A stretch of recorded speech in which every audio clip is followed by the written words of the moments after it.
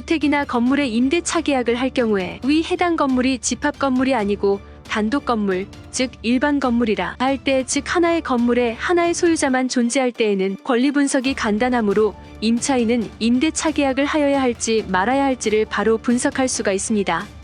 참고로 다가구 같은 단독 건물일 때에도 전세 계약을 할 때에는 근저당 채권 최고액과 기존 임차인 보증금의 총액이 시세의 60% 이하일 경우가 가장 안전합니다. 그러나 그 건물이 일반 건물이 아니고 다세대 연립 아파트, 대형 상가 등과 같이 집합 건물일 경우에는 상황이 달라집니다.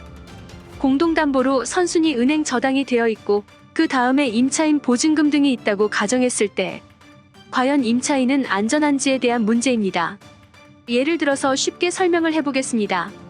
원룸 건물 다세대 주택이라고 하고 소유자는 A 한 사람이라고 할 때 소유자 A는 이 건물을 건축하기 위하여 근저당권을 약 10억 원을 공동담보로 대출을 받았다고 합시다. 이런 건물의 전세 계약을 하려고 할 때 어느 일부 공인중개사들은 이렇게 설명합니다. 이 건물의 전체 시세는 약 30억 원 갑니다. 그리고 공동담보로 약 10억 원 대출을 받은 게 있습니다. 그러니까 이 건물은 경매가 들어가도 보증금 보호에 염려가 없습니다. 정말 보증금 보호에 염려가 없을까요? 은행에서 이 건물을 경매 진행했다고 가정합니다. 집합 건물은 일반 건물과 달리 개별 호실 하나하나가 또 다른 경매 대상물이기 때문에 개별 매각의 원칙상 경매 진행 과정에서 개별 호실들 간 매각 시점과 배당 시점이 다를 수밖에 없다는 거죠. 그리고 어느 호실이 먼저 매각이 될지도 모르는 것이고요. 집합 건물로 1호에서 20호까지 구분 등기가 되어 있는 건물이 있다고 가정합시다. 모 은행에서 선순위 공동담보로 10억 원의 채권을 가진 은행이 경매를 실행했다고 가정합니다. 그러던 중 가장 먼저 15호가 매각이 되어 낙찰 가격 2억 원에 낙찰되었다고 합시다. 그러면 모 은행에서는 채권액 10억 중 15호 여기에서 2억을 배당받습니다. 그런데 여기 후순위 임차인 갑이 1억 5천만 원의 보증금이 있다고 할 때 임차인 갑은 한 푼도 배당을 받지 못하게 됩니다. 낙찰가 2억 원을 모 은행에서 모두 배당받았기 때문입니다.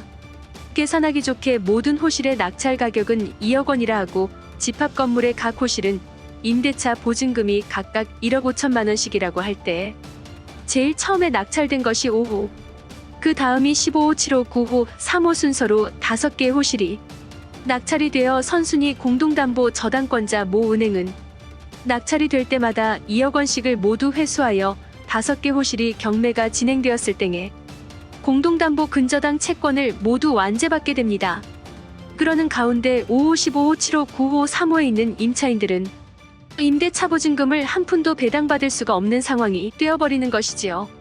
그리고 그 후 나머지 호실들이 낙찰될 때에 선순위 채권자인 은행의 공동담보 채권이 완제된 후이므로 나머지 호실의 매각 대금이 임차인에게 배당되고 그래도 남은 금액이 있다면 건물의 소유자인 채무자에게 배당이 됩니다. 위와 같은 사례에서는 임차인들의 확정일자, 즉 우선 변제권이 다른 임차인들 간의 선순위 후순위는 관계가 없습니다. 결과에 따라 먼저 경매가 실행된 호실에서는 임차인이 보호를 받지 못하고 공동담보권자가 채권액을 모두 회수하고 남아있을 때 임차인이 배당을 받을 수 있습니다. 같은 건물에 사는 임차인이지만 각 호실별 어떤 것이 먼저 낙찰이 되느냐에 따라 희비가 엇갈리게 됩니다. 이렇게 되었을 때 중개업자에게 책임은 없을까요? 어느 집합 건물이 시세가 20억 또는 30억이 나간다 하더라도 공동저당이 있어서 경매가 실행이 될 때에는 공동저당보다 뒤에 있는 임차인들은 해당 집합 건물의 확정일자 선후에 관계없이 먼저 낙찰되는 호실일수록 임대차 보증금을 회수하지 못하게 된다는 것입니다. 집합 건물에서 선순위 공동근저당이 있는 경우에는 1. 근저당권자가 집합 건물 전체 호실 또는 일부 호실에 대해 선택적으로 경매 신청을 할 수가 있으므로 임차인은 보증금 회수에 불안해집니다. 2. 선순위 근저당권으로 인하여 경매가 실행될 때에는 임차인은 말소 기준 권리 뒤에 있기 때문에 전입신고, 확정일자 모두 관계없이 대항력을 갖추지 못하게 됩니다. 물론 임대차 보증금이 1억 원 이하일 때에는 일부 금액에 대하여 최우선 변제권을 행사할 수 있지만 1억 원을 초과하면 그나마도 변제를 받을 수 없는 위험이 따릅니다. 공인중개사는 각종 공부와 자료를 확인하여 위와 같은 사례가 있을 수 있음을 계약을 하려는 임차인에게 분명하게 설명하고 그 확인을 받아야 합니다. 여튼 이러한 건물을 중개하였을 때 임차인이 그로 인하여 손해를 본 경우에는 대개 손해본 금액의 40%에 대하여 공인중개사에게 책임을 지우는 것이 최근 판례입니다. 3. 공인중개사와 임차인이 확인하여야 할 사항. 1위와 같은 사항이 있을 경우에는 임대차 계약을 하지 않는 것이 제일 좋습니다. 2. 해법은 여러 가지 방법이 있겠지만 가장 좋은 방법은 공동담보권자인 은행과 협의하여 임차하려는 해당 호수는 보증금으로 상환하고 그 호실은 공동담보 목록에서 빼주게 하는 방법입니다. 물론 주택이든 상가이든 최우선 변제 금액 내에 있다면 아무런 문제가 없겠지만 말입니다. 오늘은 여기까지 하겠습니다.